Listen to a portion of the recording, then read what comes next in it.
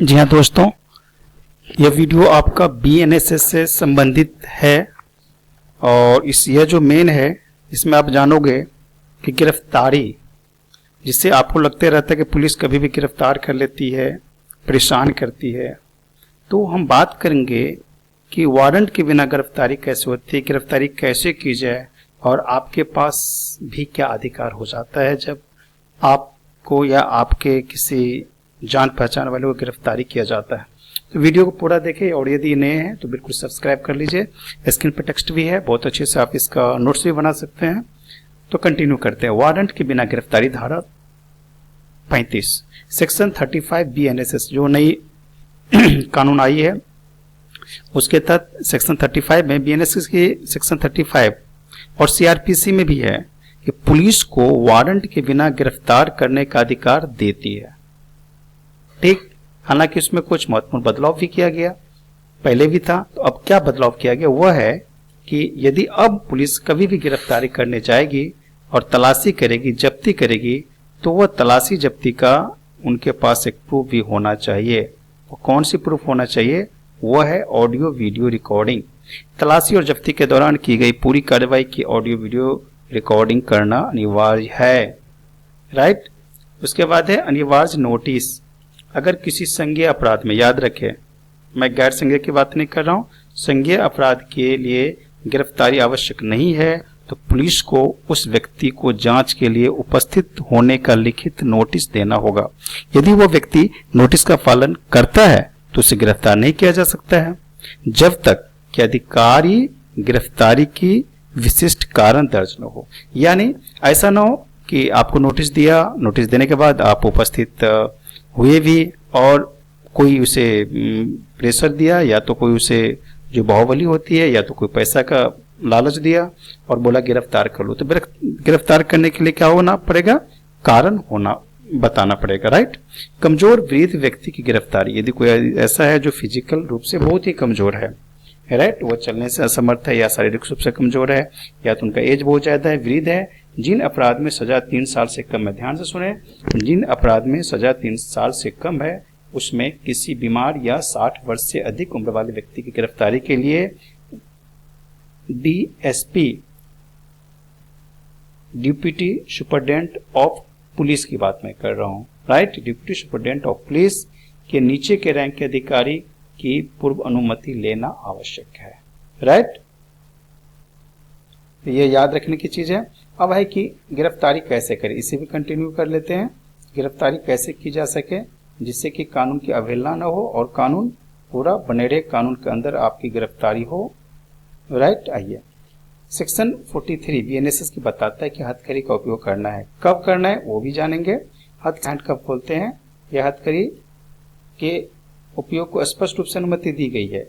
इनमें संगठित अपराध, आदतन अपराधी, आतन अपराधी मतलब जिनका आदत है बार बार अपराध करना, वो बार बार इसी तरह का अपराध करता हो, बलात्कार, एसिड हमले जैसे गंभीर अपराध में हथकड़ी लगाना बहुत ही जरूरी है।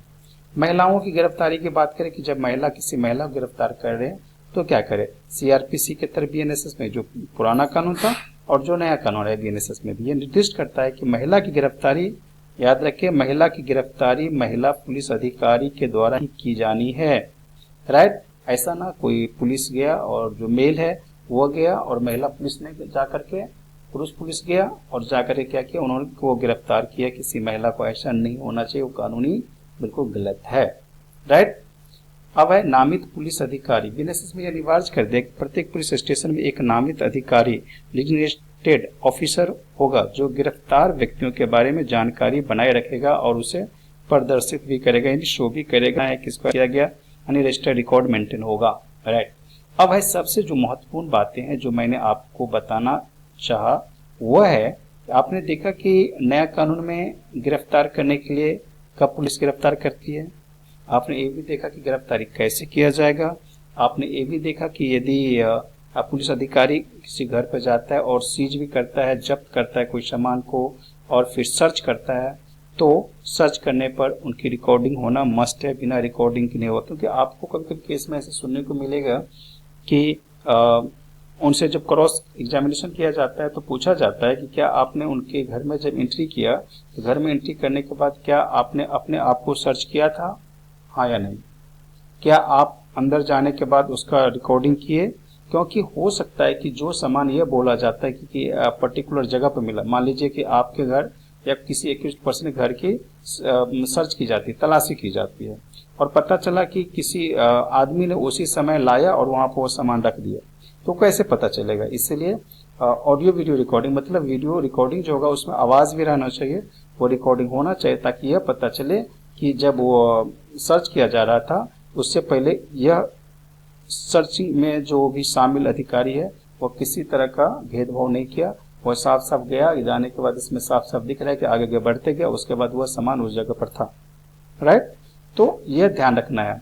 अब बात मैं करूंगा कि गिरफ्तार व्यक्ति का अधिकार क्या है। यह भी बहुत जरूरी है कि कोई भी आदमी को जब अरेस्ट कर लिया जाता है तो उनके पास भी बहुत सारा अधिकार रहता है। वो अधिकार कौन कौन सा है, तो बीएनएसएस में गिरफ्तार व्यक्ति का अधिकार को बहुत मजबूत कर दिया है। इसमें पहला कि जानकारी का अधिकार, यानी उनको जानकारी मिलना चाहिए।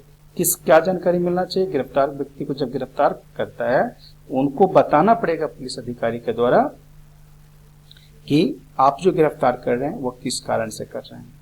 राइट, यानी किस केस में कर रहे हैं, कारण क्या है वो बताइए। जमानत के अधिकार की जानकारी दी जानी चाहिए। जमानत के अधिकार की जानकारी मतलब यदि ऐसा है कि बेलेबल सेक्शन है तो वह थाने से यदि होने वाला है तो थाने से भी उनको जमानत मिल जाना चाहिए, जमानत वहीं से उनको मिल गया बॉन्ड, पर्सनल बॉन्ड पर। यदि वह जेल के अंदर है तो वह अपना वकील लगता है जो कि एक्यूज्ड पिटिशनर बन करके वो क्या करेगा, पिटिशनर बन के वकील के द्वारा वो फिर पिटिशन फाइल करता है।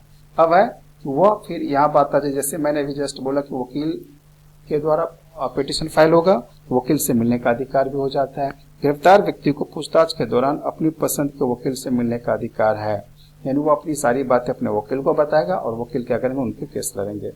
राइट, तो यह भी एक गिरफ्तार व्यक्ति के पास अधिकार है कि गिरफ्तार करने के बाद वह अपने मनपसंद वकील से मिले, जो जिन पर उनको भरोसा है कि वो मेरे केस को अच्छा से देख सकता है, अच्छा से लड़ सकता है, तो उनके ऊपर उनको मिलने का अधिकार है। ठीक, अब आइए बात करते हैं कि जैसे गिरफ्तार किया तो गिरफ्तार करके ऐसा नहीं कि पुलिस के द्वारा उसे सीधा थाना में ले गए, थाना में ले जाने के बाद उसे फिर जो है ना जुडिशियल कस्टडी में भेज दिया। जुडिशियल कस्टडी में भेजने से पहले या तो थाना ले जाने से पहले जैसे ही गिरफ्तार किया तो गिरफ्तार करने के बाद जो महत्वपूर्ण है वो है कि उस व्यक्ति को जिससे गिरफ्तार किया गया, गिरफ्तार व्यक्ति के किसी रिश्तेदार, दोस्त या जो भी उनके जान पहचान वाले हैं जो उनके घर वाले को खबर कर दे, वहां तक जानकारी जरूर जानी चाहिए। यानी गिरफ्तार व्यक्ति किसी रिश्तेदार दोस्त को बताना है और बताना कि हिरासत में कहाँ रखा गया, कौन से थाना में हिरासत में रखा गया, कौन उसे अरेस्ट किया है और किस कारण से किया। मतलब कम से कम ये घर तक पहुंच जानी चाहिए यह आदमी को, आपके फैमिली मेंबर को गिरफ्तार किया गया है। इसके साथ साथ आगे और भी कर लेते हैं, जो कि पुराना कानून, जो नया कानून जो 1 जुलाई 2024 से जो बीएनएसएस आ गया है, तो बीएनएसएस आने के बाद और पहले जो सीआरपीसी थी उसमें दोनों में क्या थोड़ा सा बदलाव आ गया है वो भी देख लेते हैं और उसके बाद आपको और भी क्लियर हो जाएगा कि दोनों में बदलाव भी क्या की गई। तो सबसे पहली बात है कि वारंट के बिना गिरफ्तारी जो पॉइंट है, इसमें सीआरपीसी में क्या था, तो सीआरपीसी के सेक्शन 41 था। राइट, 7 साल से कम की सजा वाले मामले में गिरफ्तारी की शर्तें निर्दिष्ट थी। राइट, उसमें पर्टिकुलर बताया गया था कि किस किस तरह से गिरफ्तारी की जाएगी, यानी वो घटना पर डिपेंड करते। धारा 35 सेक्शन 35 बीएनएसएस की जो है उसमें समान शर्तें वही है, लेकिन शर्तें वही रहा जैसे सीआरपीसी में दिया गया, लेकिन उसमें अनिवार्य क्या कर दिया, नोटिस की प्रक्रिया, नोटिस प्रक्रिया और वृद्ध कमजोर व्यक्तियों की गिरफ्तारी के लिए विशेष अनुमति जोड़ी गई है। यानी जैसे मैंने आपको बताया कि यदि कोई वृद्ध या कमजोर व्यक्ति है जो फिजिकल कमजोर है, बीमार रहता है, वह शारीरिक रूप से कमजोर है, तो उनके लिए क्या होना पड़ेगा, स्पेशल परमिशन लेना पड़ेगा। और क्या सीआरपीसी में बताया गया था कि जब तलाशी की जाए या जब्ती की जाए, सीज की जाए या तो सर्च की जाए, तो रिकॉर्डिंग के लिए ऐसा कोई प्रावधान नहीं था। ठीक, यानी डिजिटल रिकॉर्डिंग या तो जो भी इलेक्ट्रॉनिक रिकॉर्डिंग जो है वो इस तरह का प्रावधान नहीं था उसमें। राइट, सीआरपीसी में। लेकिन ये बीएनएसएस में क्या हो गया, तो जोड़ दिया गया और यह वैलिड है। आप इसे एविडेंस के रूप में कोर्ट में प्रस्तुत भी कर सकते हैं, आप उसमें दिखा भी सकते हैं। तलाशी और जब्ती की ऑडियो वीडियो रिकॉर्डिंग अनिवार्य कर दिया गया, तो बहुत ही अच्छी चीज जोड़ी गई। अवैध हथकरी के बारे में सीआरपीसी में बताया गया था क्या कि इसका उपयोग सामान्यतः प्रतिबंध था, लेकिन अदालत ने विशेष निर्देश दिए थे। प्रतिबंध था, लेकिन सीआरपीसी में बताया गया था कि वो कहीं अरेस्ट करने के बाद भाग न जाए, तो आप उससे क्या कीजिए, तो हथकड़ी जरूर लगाइए, हैंडकफ लगाइए। और यहाँ पर बताया गया बीएनएसएस में कुछ गंभीर और संगठित अपराधों के लिए हथकड़ी के उपयोग की स्पष्ट अनुमति देता है। यानी ऐसा गंभीर आरोप है तो बिल्कुल आप हथकड़ी लगाइए। ऐसे छोटे मोटे में लगा देता है क्योंकि पुलिस को मालूम होता है कि कहीं वो भाग ना जाए, इसलिए वो हथकड़ी लगा के अपना सुरक्षित रहता है और अपने सिक्योर रहता है। अब वो जो जिनको अरेस्ट किया गया वो भाग ना पाएगा। अब पुलिस हिरासत, ये जानना बहुत ही जरूरी है कि जब पुलिस हिरासत में किसी व्यक्ति को लिया जाता है तो क्या रूल बन जाता है। पुलिस हिरासत में सीआरपीसी के अकॉर्डिंग अधिकतम 15 दिनों के लिए दी जा सकती थी। आमतौर पर जांच के शुरुआती दौरान 15 दिन तक है यहाँ पुलिस हिरासत में। यह बीएनएसएस में देखिए क्या है कि बीएनएसएस के तहत 15 दिनों तक पुलिस हिरासत को 40 से 60 दिनों तक की न्यायिक हिरासत के दौरान किसी भी समय किस्तों में लिया जा सकता है, यानी अलग अलग टाइम पर लिया जा सकता है। अब यह बात क्या हुई सो मैं बताता हूँ।